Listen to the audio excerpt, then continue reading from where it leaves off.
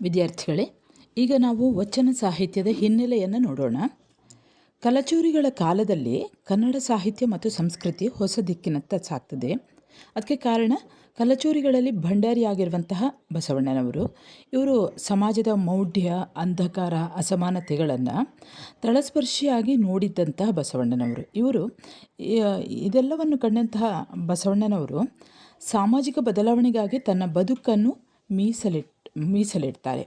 ಅಂದರೆ ಇವೆಲ್ಲ ಕಂದಾಚಾರಗಳನ್ನು, ಮೌಢ್ಯ ಇರ್ಬೋದು, ಅಸಮಾನತೆ ಇರ್ಬೋದು, ಅಂದಿನ ಸಮಾಜದಲ್ಲಿ ಇದ್ದಂತಹ 12ನೇ ಶತಮಾನದಲ್ಲಿ ಇದ್ದಂತಹ ಈ ಒಂದು ಏನು ಮೌಢ್ಯಗಳಿದ್ವು ಅದೆಲ್ಲವನ್ನು ಬಸವಣ್ಣನವರು ಕಾಣ್ತಾರೆ, ನೋಡ್ತಾರೆ. ಹಾಗಾಗಿ ಅವರು ಏನು ಮಾಡ್ತಾರೆ, ಬದಲಾವಣೆ ಮಾಡಲಿಕ್ಕಾಗಿ ತನ್ನ ಬದುಕನ್ನೇ ಮೀಸಲಿಡ್ತಾರೆ.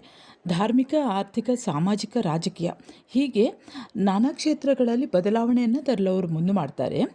ಅದೆಲ್ಲವನ್ನು ಸರಳವಾಗಿ, ಸುಂದರವಾಗಿ, ಸಾಹಿತ್ಯಿಕವಾಗಿ ವ್ಯಕ್ತಪಡಿಸ್ತಾರೆ ಅವರು. ಅಂದರೆ ತಮ್ಮ ವಚನ ಸಾಹಿತ್ಯದ ಮೂಲಕ ಎಲ್ಲವನ್ನು ಕೂಡ ಜನಸಾಮಾನ್ಯರಿಗೂ ಕೂಡ ಅರ್ಥ ಆಗುವಂತಹ ರೀತಿಯಲ್ಲಿ ಅವರು ಬರಿತಾ ಹೋಗ್ತಾರೆ. ಹೀಗೆ ತನ್ನೆಲ್ಲ ಕಾರ್ಯಗಳಿಗೂ ಆಧ್ಯಾತ್ಮ ಮತ್ತು ಸಾಹಿತ್ಯದ ನಂಟನ್ನು ಕೊಡ್ತಾರೆ. ಅಂದರೆ ಕೂಡಲ ಸಂಗಮ ದೇವ ಅನ್ನುವಂತಹ ಒಂದು ಅಂಕಿತ ನಾಮದ ಮುಖಾಂತರ ದೇವರಿಗೆ ಹೇಳುವ ರೀತಿಯಲ್ಲಿ ಏನು ಈ ಕಂದಾಚಾರಗಳು ಯಾವುದಿದ್ವೋ, ಅಸಮಾನತೆಗಳು ಇದ್ವೋ ಅವುಗಳನ್ನು ಈ ವಚನಗಳ ಮೂಲಕ, ಸಾಹಿತ್ಯದ ಮೂಲಕ ವಚನವನ್ನು ಬರಿತಾ ಹೋಗ್ತಾರೆ. ಹೀಗೆ ಅದೊಂದು ಧಾರ್ಮಿಕ ಮತ್ತು ಸಾಹಿತ್ಯಿಕ ಹಾಗೆ ಸಾಮಾಜಿಕ ಆಂದೋಲನವಾಗಿ ಬಿಡ್ತದೆ. ಹೀಗೆ ಕನ್ನಡ ಸಾಹಿತ್ಯ ಹೊಸ ದಿಕ್ಕಿನ ಕಡೆಗೆ ಸಾಗ್ತದೆ.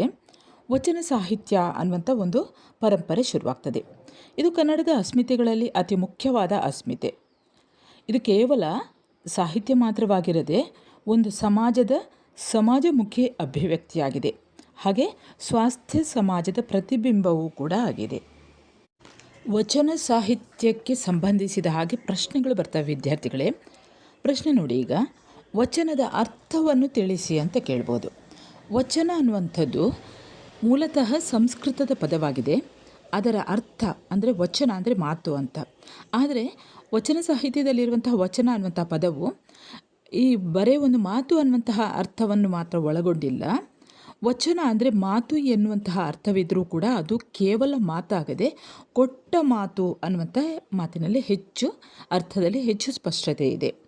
ನುಡಿದಂತೆ ನಡೆದಂತೆ ನುಡಿಯುವುದನ್ನೇ ವಚನ ಅಂತ ಕರೀತಾರೆ. ಅಂದರೆ ವಚನ ಅಂದರೆ ಕೇವಲ ಕೊಟ್ಟಂತಹ ಮಾತಾಗದೆ, ಅಂದರೆ ಅದೊಂದು ಮಾತು ಅನ್ನುವಂತಹ ಅರ್ಥ ಅಲ್ಲ, ಅದು ಕೊಟ್ಟ ಮಾತಾಗಿದೆ, ನಡೆಸಿಕೊಡುವಂತಹ ಮಾತಾಗಿದೆ. ಇಂಗ್ಲೀಷ್ನಲ್ಲಿ ಇದಕ್ಕೆ ಪ್ರಾಮಿಸ್ ಅನ್ನುವಂತಹ ಶಬ್ದವನ್ನು ಬಳಸ್ತಾರೆ. ಒಟ್ಟಾರೆಯಾಗಿ ಸಾಹಿತ್ಯದ ಹಿನ್ನೆಲೆ ನೋಡುವಾಗ 12ನೇ ಶತಮಾನದಲ್ಲಿ ಶರಣರಿಂದ ಮತ್ತು ಬಸವಣ್ಣನ ಶೈವ ಪರಂಪರೆಯಿಂದ ಬಂದವರು ರಚಿಸಿದ ಸಾಹಿತ್ಯ ಪ್ರಕಾರವನ್ನು ವಚನ ಸಾಹಿತ್ಯ ಅಂತ ಹೇಳ್ತಾರೆ. ವಚನದ ಬಗ್ಗೆ ಬಸವಣ್ಣನವರು ಈ ರೀತಿ ಹೇಳ್ತಾರೆ: ನುಡಿದರೆ ಮುತ್ತಿನ ಹಾರದಂತಿರಬೇಕು, ನುಡಿದರೆ ಮಾಣಿಕ್ಯದ ದೀಪ್ತಿಯಂತಿರಬೇಕು, ನುಡಿದರೆ ಸ್ಫಟಿಕದ ಶಲಾಕೆಯಂತಿರಬೇಕು, ನುಡಿದರೆ ಲಿಂಗ ಮೆಚ್ಚಿ ಅಹುದಹುದು ಎನ್ನಬೇಕು, ನುಡಿಯೊಳಗಾಗಿ ನಡೆಯದಿದ್ದರೆ ಕೂಡಲ ಸಂಗಮ ದೇವನು ಎಂತು ಒಲಿವನಯ್ಯ ಅನ್ನುವಲ್ಲಿ ಈ ನುಡಿಗೆ ಇರುವಂತಹ, ಈ ಮಾತಿಗೆ ಇರುವಂತಹ ಮಹತ್ವವನ್ನು ತಿಳಿಬೋದು. ಅಂದರೆ ಲಿಂಗ ಮೆಚ್ಚಿ ಹೌದು ಹೌದು ಅಂತ ಹೇಳಬೇಕು, ಆವಾಗ ಮಾತ್ರ ಅದು ವಚನ ಆಗ್ತದೆ, ಇಲ್ಲದಿದ್ದರೆ ಬರೀ ಮಾತಾಗಿಬಿಡ್ತದೆ. ಅಲ್ಲಮಪ್ರಭು ಹೇಳ್ತಾರೆ, ಮಾತೆಂಬುದು ಜ್ಯೋತಿರ್ಲಿಂಗ ಅನ್ನುವಂಥದ್ದು. ಹಾಗಾಗಿ ವಚನ ಅಂದರೆ ಕೇವಲ ಮಾತಾಗದೆ ಅದು ಕೊಟ್ಟ ಮಾತಾಗಿ ನಡೆಸಿಕೊಡುವಂತಹ ಮಾತಾಗ್ತದೆ. ಇಂಗ್ಲೀಷ್ನಲ್ಲಿ ನಿಮಗೆ ಗೊತ್ತಿದ್ದ ಹಾಗೆ ಇದನ್ನು ಪ್ರಾಮಿಸ್ ಅಂತ ಹೇಳ್ತಾರೆ. ಒಟ್ಟಾರೆ ಸಾಹಿತ್ಯದ ಹಿನ್ನೆಲೆಯಲ್ಲಿ ನೋಡಿದಾಗ 12ನೇ ಶತಮಾನದಲ್ಲಿ ಬಸವಣ್ಣನವರ ಶೈವ ಪರಂಪರೆಯಿಂದ ಬಂದವರು ರಚಿಸಿದಂತಹ ಸಾಹಿತ್ಯ ಪ್ರಕಾರವನ್ನು ವಚನ ಸಾಹಿತ್ಯ ಅಂತ ಹೇಳ್ಬೋದು. ಈ ವಚನ ಸಾಹಿತ್ಯದ ಕುರಿತು GS ಶಿವರುದ್ರಪ್ಪ ಹೀಗೆ ಹೇಳ್ತಾರೆ. ತಮ್ಮ ವಚನಗಳಲ್ಲಿ ಕಾವ್ಯತತ್ವ ಅನ್ನುವಂತಹ ಪುಸ್ತಕದಲ್ಲಿ ಈ ರೀತಿ ಹೇಳ್ತಾರೆ: ಶರಣರಿಗೆ ಮುಖ್ಯವಾದದ್ದು ಅನುಭವ ಮತ್ತು ಅದನ್ನು ತಕ್ಕ ಮಾತುಗಳಲ್ಲಿ ಹಿಡಿದಿಡಬಲ್ಲಂತಹ ಒಂದು ಅಭಿವ್ಯಕ್ತಿ ಪ್ರಕಾರ. ಈ ಅಭಿವ್ಯಕ್ತಿಗೆ ಅವರು ಸಾಹಿತ್ಯ ಸಂಬಂಧಿಯಾದ ಹಾಗೂ ಪರಿಚಿತವಾದಂತಹ ಗದ್ಯ, ಪದ್ಯ ಇತ್ಯಾದಿ ಪದಗಳನ್ನು ಬಿಟ್ಟು ವಚನ ಅನ್ನುವಂಥ ಒಂದು ವಿಶಿಷ್ಟವಾದ ಹೆಸರನ್ನು ಕೊಟ್ಟರು. ಈ ವಚನ ರಚನೆಯ ಕ್ರಿಯೆಯಲ್ಲಿಯೇ ಅವರಿಗೆ ತಮ್ಮೊಳಗನ್ನು ಶೋಧಿಸಿಕೊಳ್ಳುವಂಥ ಒಂದು ವಿಧಿಯೂ ಆಗಿರಬಹುದು. ಹೀಗೆ ವಚನ ಸಾಹಿತ್ಯ ಶರಣರ ಸಾಹಿತ್ಯ ಪ್ರಕಾರವಾಗಿ ಗುರುತಿಸಿಕೊಂಡು ಬೆಳೆದಿದೆ. ಇನ್ನು ನಾವು ವಚನ ಸಾಹಿತ್ಯದ ಉಗಮ ಮತ್ತು ವಿಕಾಸ, ಈ ವಚನ ಸಾಹಿತ್ಯದ ಹುಟ್ಟಿಗೆ ಕಾರಣ ಮತ್ತು ಅದು ಹೇಗೆ ಅಭಿವೃದ್ಧಿ ಆಗ್ತಾ ಹೋಯಿತು ಅನ್ನೋದನ್ನು ತಿಳ್ಕೊಳ್ಳೋಣ. 12ನೇ ಶತಮಾನದಲ್ಲಿ ಶರಣರು ರಚಿಸಿದ ಸಾಹಿತ್ಯಕ್ಕೆ ವಚನ ಎನ್ನುವ ಹೆಸರನ್ನು ವಚನಕಾರರೇ ಇಟ್ಟುಕೊಂಡ ಹಾಗೆ ಕಾಣಿಸ್ತದೆ. ಇದಕ್ಕೆ ಸಂಬಂಧಿಸಿದ ಹಾಗೆ ವಿದ್ಯಾರ್ಥಿಗಳೇ ಈ ಪ್ರಶ್ನೆಗಳು ಬರಬಹುದು ನೋಡಿ. ವಚನ ಎಂದು ಹೆಸರಿಸಿದವರು ಯಾರು? ಚರ್ಚಿಸಿರಿ.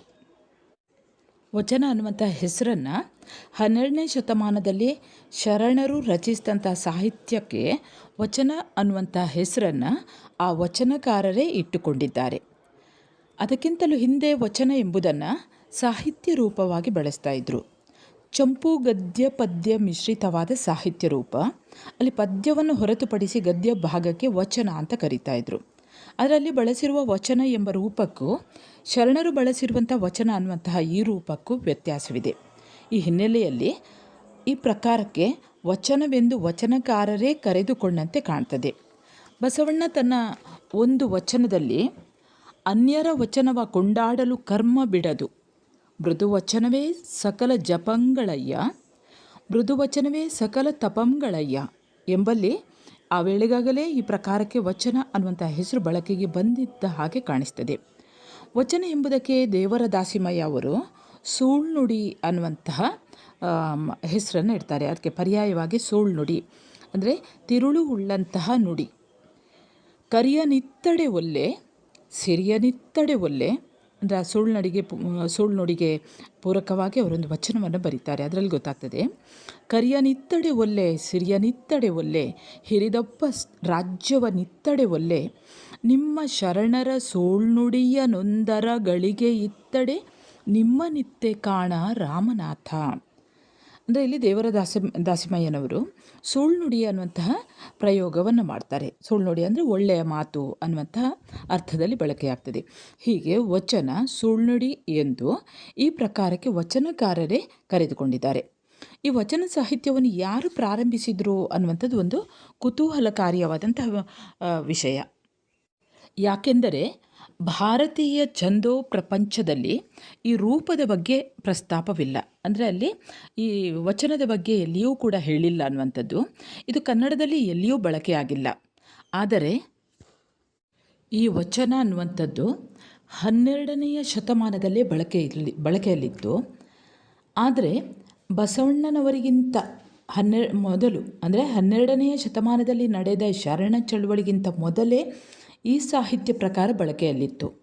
ಬಸವಣ್ಣನೇ ಆದ್ಯರ ವಚನ ಪರುಷ ಕಂಡಯ್ಯ ಎಂದು ಹೇಳಿರುವುದರಿಂದ ಬಸವಣ್ಣನವರಿಗಿಂತ ಮೊದಲೇ ಈ ವಚನ ಅನ್ನುವಂಥ ಪದ ರಚನೆಯಾಗಿತ್ತು. ಅಂದರೆ ಈ ವಚನ ಸಾಹಿತ್ಯ ಮೊದಲೇ ಆಗಿತ್ತು ಅನ್ನುವಂಥದ್ದು.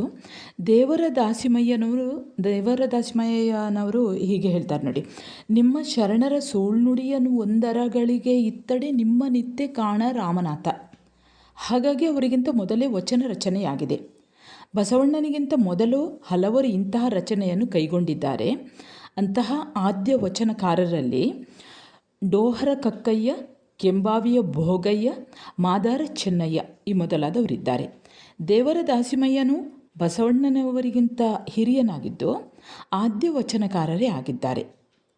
ಚೆನ್ನಬಸವಣ್ಣ ಅವರು ಹೇಳ್ತಾರೆ ನೋಡಿ, ಮುನ್ನಿನ ಆದ್ಯರ ವಚನವು ಲಿಂಗದ ನಡೆ ಲಿಂಗದ ನುಡಿ ಎಂದು ಹೇಳ್ತಾರೆ. ಅಮುಗೈ ರಾಯಮ್ಮ ತಮ್ಮ ವಚನದಲ್ಲಿ ಆದ್ಯರ ವಚನಗಳ ಅಲ್ಲಲ್ಲಿಗೆ ಉಸುರಿ ಅನ್ನ ಕೂಳಿಂಗೆ ಹರಿದಾಡುವ ಅಜ್ಞಾನಿಗಳ ಅನುಭಾವಿಗಳೆಂಬೆನೇ ಅಯ್ಯ ಎಂದು ಇಲ್ಲಿಯೂ ಕೂಡ ಅವರು ವಚನಗಳ ಬಗ್ಗೆ ಉಲ್ಲೇಖ ಮಾಡ್ತಾರೆ. ಹೀಗೆ ಹಲವರು ತಮ್ಮ ಹಿಂದಿನ ವಚನ ಸಾಹಿತ್ಯ ಮತ್ತು ವಚನಕಾರರ ಬಗ್ಗೆ ಪ್ರಸ್ತಾಪಿಸ್ತಾರೆ. ಇನ್ನು ಮುಂದಿನ ಭಾಗದಲ್ಲಿ ವಚನ ಸಾಹಿತ್ಯದ ಮೂಲ ಕುರಿತು ಚರ್ಚೆ. ಈ ಬಗ್ಗೆ ಇದಕ್ಕೆ ಪೂರಕವಾಗಿ ಒಂದು ಪ್ರಶ್ನೆ ಬರ್ತದೆ ನೋಡಿ. ವಚನಗಳ ಮೂಲ ಕುರಿತ ಚರ್ಚೆಯನ್ನು ವಿವರಿಸಿರಿ. ಅದರ ಜೊತೆಯಲ್ಲಿ ಈ ಪ್ರಶ್ನೆಗಳು ಇದೆ ನೋಡಿ, ಇದನ್ನು ಗಮನಿಸಿಕೊಳ್ಳಿ. ವಚನ ಸಾಹಿತ್ಯದ ಹಿನ್ನೆಲೆ ಮತ್ತು ಬೆಳವಣಿಗೆಯನ್ನು ಕುರಿತು ಬರೆಯಿರಿ. ಈಗಾಗಲೇ ಹೇಳಿದಂತಹ ವಿವರಣೆಯಲ್ಲಿ ಈ ಪ್ರಶ್ನೆಗೆ ಉತ್ತರ ಇದೆ. ಈಗ ನಾವು ಮೂಲದ ಚರ್ಚೆಯನ್ನು ನೋಡೋಣ. ಅಂದರೆ ವಚನ ಸಾಹಿತ್ಯದ ಮೂಲ ಯಾವುದು ಅನ್ನುವಂಥದ್ದು ನೋಡ್ತಾ ಹೋಗೋಣ.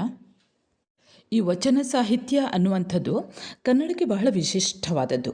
ಈ ಪ್ರಕಾರದ ಸಾಹಿತ್ಯ ಎಲ್ಲಿಯೂ ಕೂಡ ಕಂಡುಬರುವುದಿಲ್ಲ.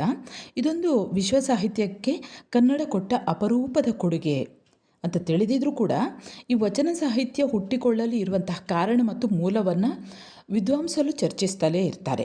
ಅವರಲ್ಲಿ ಮುಖ್ಯವಾಗಿ ಕೆಲವರು ಸಂಸ್ಕೃತದಿಂದಲೂ ಮತ್ತು ಕೆಲವರು ತಮಿಳಿನಿಂದಲೂ ಹುಡುಕುವಂಥ ಪ್ರಯತ್ನವನ್ನು, ಅಂದರೆ ಈ ವಚನ ಅನ್ನುವಂತಹ ಈ ವಚನ ಸಾಹಿತ್ಯ ಎಲ್ಲಿಂದ ಬಂದಿರಬಹುದು, ಸಂಸ್ಕೃತದಿಂದಲೋ ಅಥವಾ ತಮಿಳಿಂದಲೋ, ಅಲ್ಲಿಯೂ ಕೂಡ ಹುಡುಕುವಂಥ ಯತ್ನ ನಡೀತಾ ಇದೆ.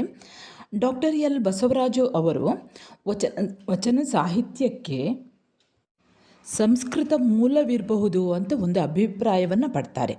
ಸಂಸ್ಕೃತದಲ್ಲಿರುವಂಥ ಸ್ತೋತ್ರ ಗದ್ಯ ಸಾಹಿತ್ಯವೇ ವಚನ ಸಾಹಿತ್ಯಕ್ಕೆ ಮೂಲ ಅಂತ ಡಾಕ್ಟರ್ ಎಲ್ ಬಸವರಾಜ್ ಹೇಳ್ತಾರೆ. ಮತ್ತು ಕೂಡ ಮುಂದುವರೆದವರು ಈ ರೀತಿ ಹೇಳ್ತಾರೆ: ನಿರ್ದಿಷ್ಟವಾಗಿ ಹೇಳುತ್ತಾ ವೇದ ಉಪನಿಷತ್ ಬ್ರಾಹ್ಮಣಿಕಗಳ ಗದ್ಯದ ಸರಣಿಯಿಂದ ಕಸಿಕಟ್ಟಿ ವಚನ ಸಾಹಿತ್ಯವನ್ನು ನಿಷ್ಪನ್ನ ಮಾಡಿಕೊಂಡಿರಬಹುದು ಅನ್ನುವಂತಹ ಅಭಿಪ್ರಾಯವನ್ನು ಕೂಡ ವ್ಯಕ್ತಪಡಿಸ್ತಾರೆ. ಡಿ ಎಲ್ ನರಸಿಂಹಾಚಾರ್ ಅವರು ಹೀಗೆ ಹೇಳ್ತಾರೆ: ವಚನ ಸಾಹಿತ್ಯದ ಮೂಲವನ್ನು ಅವರು ತಮಿಳಿನಲ್ಲಿ ಹುಡುಕ್ತಾರೆ. ತಮಿಳುನಾಡಿನ ಶೈವ ಧರ್ಮ ಪುರಾಣ ಕಥೆಗಳು ಹಾಗೂ ನಾಯನ್ನಾರರ ತೇವಾರಂ ಗೀತೆಗಳಿಂದ ಸ್ಫೂರ್ತಿಗೊಂಡಿರಬಹುದು ಅಂತ ಅವರು ಅಭಿಪ್ರಾಯ ವ್ಯಕ್ತಪಡಿಸ್ತಾರೆ. ಮತ್ತು ಮುಂದುವರೆದವರು ಹೇಳ್ತಾರೆ, ದೇಶೀಯ ಸಂಸ್ಕೃತಿಯಿಂದ ಇದು ಮಿಂಚಿರಬಹುದು ಅಂತಲೂ ಕೂಡ ಅವರು ಅಭಿಪ್ರಾಯವನ್ನು ಪಡ್ತಾರೆ. ಹೀಗೆ ಕನ್ನಡ ನೆಲದ ಹೊರತಾಗಿ ಬೇರೆ ನೆಲೆಯಿಂದ ವಚನ ಸಾಹಿತ್ಯದ ಮೂಲವನ್ನು ಹುಡುಕುವಂಥ ಪ್ರಯತ್ನವನ್ನು ವಿದ್ವಾಂಸರು ಮಾಡ್ತಾರೆ.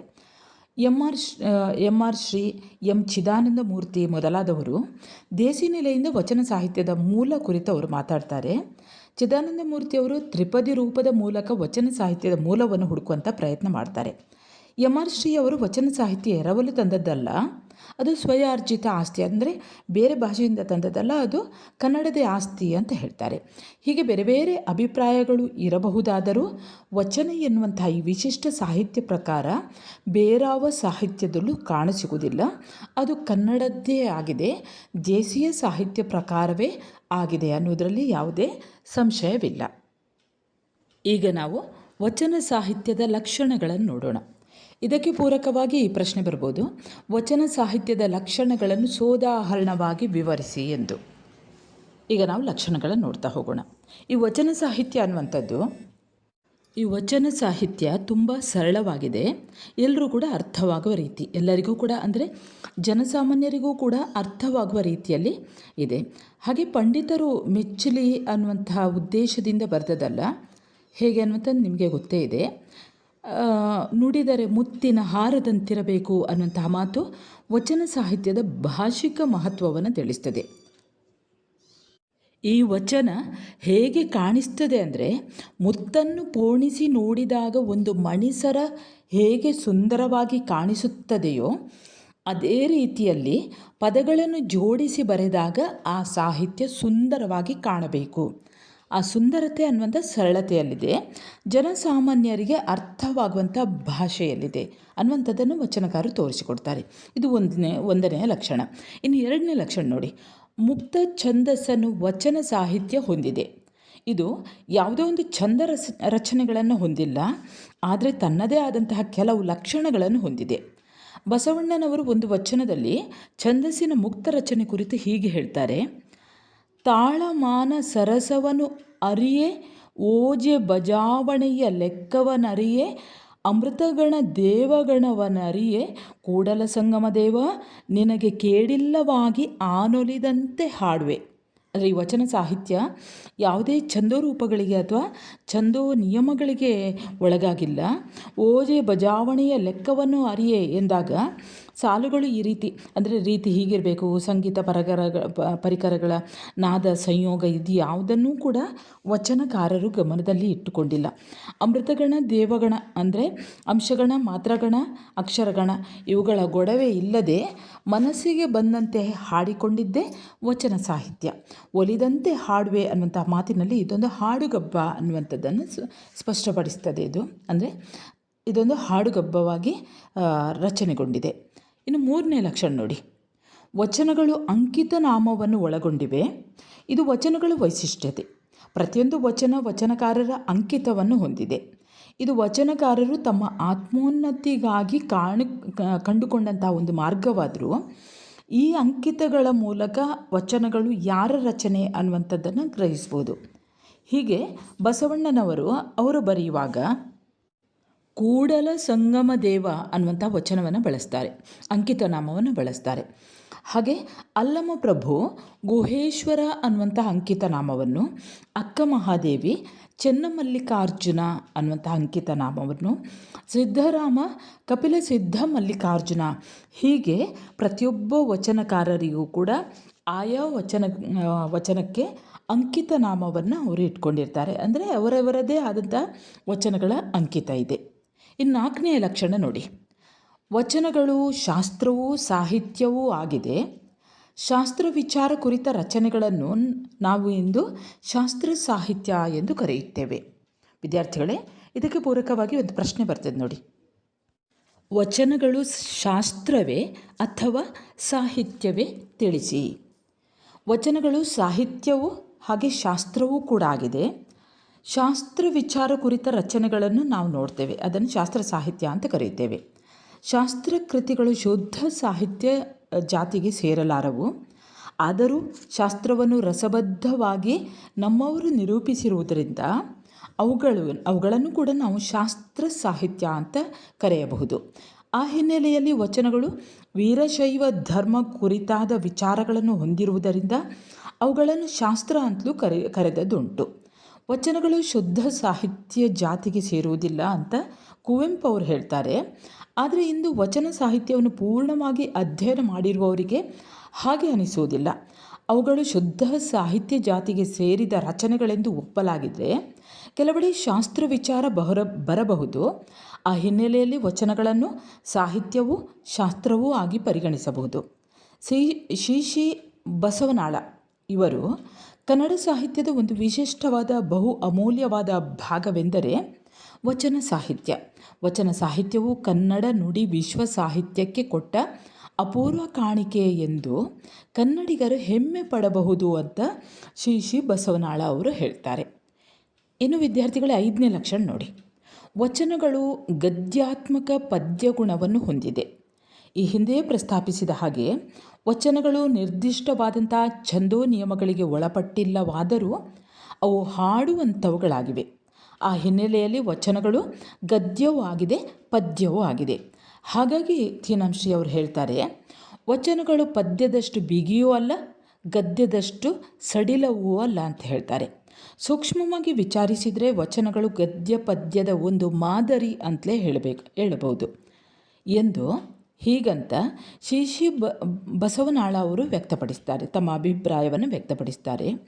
ಈ ಹಿನ್ನೆಲೆಯಲ್ಲಿ ವಚನಗಳು ಗದ್ಯ ಮತ್ತು ಪದ್ಯ ಎರಡೂ ಗುಣಗಳನ್ನು ಹೊಂದಿದೆ. ಇನ್ನು 6ನೆಯ ಲಕ್ಷಣ ನೋಡಿ. 6ನೆಯ ಲಕ್ಷಣ, ಕೆಲವೊಂದು ವಚನಗಳು ಸಹಜ ಎನ್ನುವ ರೀತಿಯಲ್ಲಿ ಛಂದೋ ನಿಯಮಗಳನ್ನು ಒಳಗೊಂಡು ಮೂಡಿವೆ. ದೇವರ ದಾಸಿಮಯ್ಯ ಅವರ ಕೆಲ ವಚನಗಳು ತ್ರಿಪದಿಯಲ್ಲಿ ಇರುವುದನ್ನು ನೋಡಬಹುದು. ಇತ್ತಬಾ ಎನ್ನದವನ ಹತ್ತೆ ಹೊದ್ದಲು ಬೇಡ, ಇತ್ತಬಾ ಎಂಬ ಸದ್ಭಕ್ತನ ಮನೆಯ ಬಾಗಿಲ ಹತ್ತಿಪ್ಪೆ ಕಾಣ ರಾಮನಾಥ. ಅಂದರೆ ಈ ವಚನ ಅಂಶ ಷಟ್ಪದಿಯ ಪೂರ್ಣ ಲಕ್ಷಣಗಳನ್ನು ಹೊಂದಿದೆ. ಬಸವಣ್ಣನ ಕೆಲವು ವಚನಗಳಲ್ಲಿ ನಿರ್ದಿಷ್ಟ ಮಾತ್ರಾಲಯ ಆದಿಪ್ರಾಸ ಕಾಣಸಿಗ್ತದೆ. ಸೂಕ್ಷ್ಮವಾಗಿ ಅಧ್ಯಯನ ಮಾಡಿದಾಗ ಇತರರ ವಚನಗಳಲ್ಲಿಯೂ ಕೂಡ ಕೆಲವು ಛಂದೋ ನಿಯಮಗಳು ಕಾಣಸಿಗ್ತವೆ. ಬಸವಣ್ಣನವರು ಬರೆದ ಈ ವಚನ ಗಮನಿಸಿ. ನೆಲವೊಂದೇ ಹೊಲಗೇರಿ ಶಿವಾಲಯಕ್ಕೆ, ಜಲವೊಂದೇ ಶೌಚಾಮನಕ್ಕೆ, ಕುಲವೊಂದೇ ತನ್ನ ತಾನರಿದವರಿಗೆ, ಫಲವೊಂದೇ ಷಡುದರುಶನ ಮುಕ್ತಿಗೆ, ನಿಲವೊಂದೇ ಕೂಡಲ ಸಂಗಮ ದೇವ ನಿಮ್ಮನರಿದವಂಗೆ. ಹೀಗೆ ಇಲ್ಲಿ ಬಸವಣ್ಣನವರ ವಚನದಲ್ಲಿ ಗಣವಿನ್ಯಾಸ, ಲಯ, ಆದಿಪ್ರಾಸ ಕೂಡ ಬಂದಿದೆ. ಹೀಗೆ ಕೆಲವು ವಚನಗಳು ತಮ್ಮದೇ ಆದಂತಹ ಕೆಲವು ಛಂದೋ ನಿಯಮಗಳನ್ನು ಅನುಸರಿಸಿಕೊಂಡು ಬರೆದಿರ್ತಾರೆ. ಹೀಗೆ ಇವೇನು ಉದ್ದೇಶಪೂರ್ವಕವಾಗಿ ಬಂದದ್ದಲ್ಲ, ಒಲಿದಂತೆ ಹಾಡಿದಾಗ ಸಹಜವಾಗಿ ಮೂಡಿ ಬಂದವುಗಳು. ವಿದ್ಯಾರ್ಥಿಗಳೇ, ಇದುವರೆಗೆ ನಾವು ವಚನ ಸಾಹಿತ್ಯದ ಹಿನ್ನೆಲೆ, ಹಾಗೆ ವಚನದ ಅರ್ಥ, ವಚನ ಸಾಹಿತ್ಯದ ಉಗಮ ಮತ್ತು ವಿಕಾಸ, ಹಾಗೆ ವಚನ ಸಾಹಿತ್ಯದ ಮೂಲದ ಕುರಿತು ಚರ್ಚೆ, ಹಾಗೆ ವಚನ ಸಾಹಿತ್ಯದ ಲಕ್ಷಣಗಳನ್ನು ನಾವು ನೋಡಿದೆವು. ಮುಂದಿನ ಪ್ರಶ್ನೆಗಳಿಗೆ ಪೂರಕವಾಗಿ ಮುಂದೆ ಏನೆಲ್ಲ ಬರ್ತದೆ, ವಚನ ಸಾಹಿತ್ಯದ ವಿವಿಧ ಆಯಾಮಗಳಿರ್ಬೋದು, ಹಾಗೆ ಮಹಿಳಾ ಜಾಗೃತಿ ಇರ್ಬೋದು, ಅಸ್ಪೃಶ್ಯತಾ ನಿವಾರಣೆ ಇರ್ಬೋದು, ಹೀಗೆ ಆರ್ಥಿಕ ಆಯಾಮಗಳು, ಹೀಗೆ ಇವುಗಳ ಕುರಿತು ಪ್ರಶ್ನೆ ಮತ್ತು ಉತ್ತರಗಳನ್ನು ಮುಂದಿನ ವಿಡಿಯೋದಲ್ಲಿ ಹಾಕ್ತೇನೆ. ವಿದ್ಯಾರ್ಥಿಗಳೇ, ನೀವು ನನ್ನ ಚಾನೆಲ್ಗೆ ಹೊಸಬರಾಗಿದ್ದಲ್ಲಿ ಮೊದಲು ಸಬ್ಸ್ಕ್ರೈಬ್ ಮಾಡುವುದನ್ನು ಮರೆಯದಿರಿ. ಹಾಗೆ ಒಂದು ಲೈಕ್ ಕೊಡಿ, ಕಮೆಂಟ್ ಮಾಡಿ. ಸರಿ ವಿದ್ಯಾರ್ಥಿಗಳೇ, ಹೊಸ ವಿಷಯದೊಂದಿಗೆ ಮತ್ತೆ ಬರುತ್ತೇನೆ. ಅಲ್ಲಿಯವರೆಗೆ ನಮಸ್ಕಾರ.